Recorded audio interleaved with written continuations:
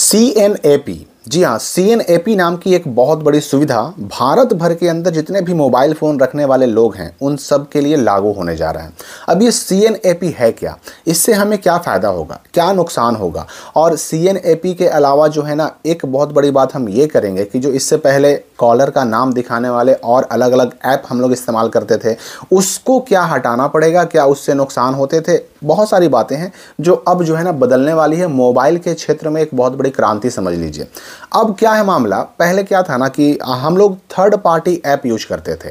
Third party app का मतलब हुआ कोई ऐसा एप्लीकेशन, मोबाइल एप्लीकेशन, जो किसी का कॉल आने पर हमारे मोबाइल के स्क्रीन पर उस व्यक्ति का नाम दिखाता था। कॉल आते ही स्क्रीन पर नाम फ्लैश करने लगता था कि हाँ भाई कौन व्यक्ति कॉल कर रहा है, कौन सा आदमी कॉल कर रहा है।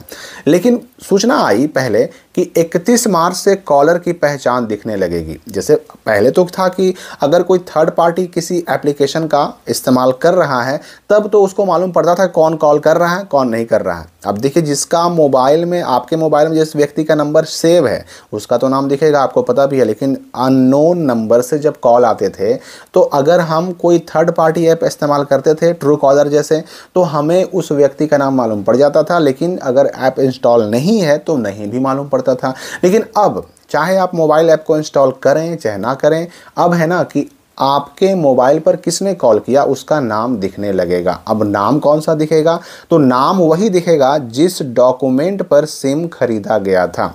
जैसे एग्जांपल के लिए, अगर किसी व्यक्ति का नाम ABCD है, ठीक है ना, ABCD उस व्यक्ति का नाम है, और ABCD व्यक्ति का जो नाम से सिम चालू हुआ, सिम स्टार्ट हुआ, उस सिम को EFGH नाम के एक व्यक्ति के पास है और वो इस्तेमाल कर रहा है।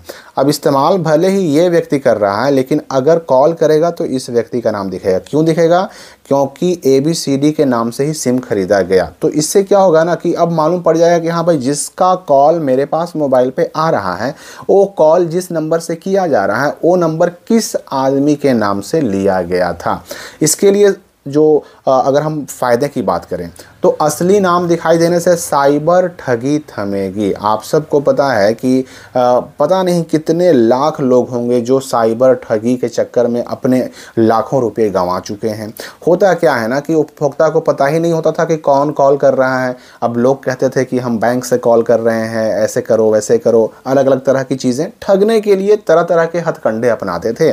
और इस वजह से बहुत सारे मासूम लोग जिनको जानकारी नहीं होती थी उनके लाखों करोड़ों रुपए की उनको चपत लग जाती थी। लेकिन अब ऐसा नहीं होगा, क्योंकि नाम असली दिखाई देने से काफ़ी हद तक क्लियर हो जाएगा कौन हमारा अपना व्यक्ति है, किसी बैंक का व्यक्ति है, या फिर कोई ठग कॉल कर रहा है, कोई फ्रॉड कॉल कर रहा है, ये मालूम पड़ जाएगा।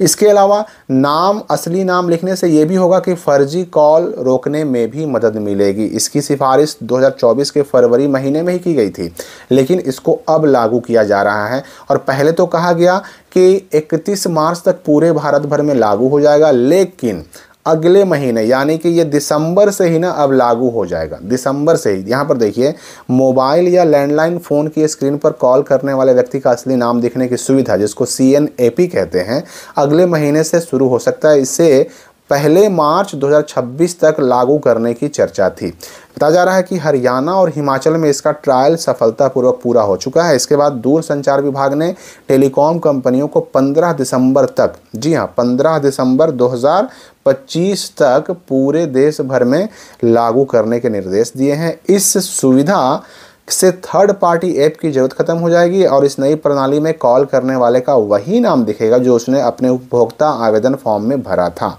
टेलीकॉम कंपनियां जैसे अब जियो हो, आइडिया हो, वोडाफोन हो, एयरटेल हो, ये सारी टेलीकॉम कंपनियों ने हरियाणा और हिमाचल प्रदेश में इस प्रणाली का सफल परीक्षण कर लिया है और इन्हें निर्देश दिए गए हैं कि 30 नवंबर तक अपने नेटवर्क पर इस प्रणाली को शुरू कर दें। इसके बाद 15 दिसंबर तक देश के हर नेटवर्क पर, चाहे आपके पास किसी भी कंपनी का सिम हो, कॉलर का नाम दिखना अनिवार्य कर दिया गया है।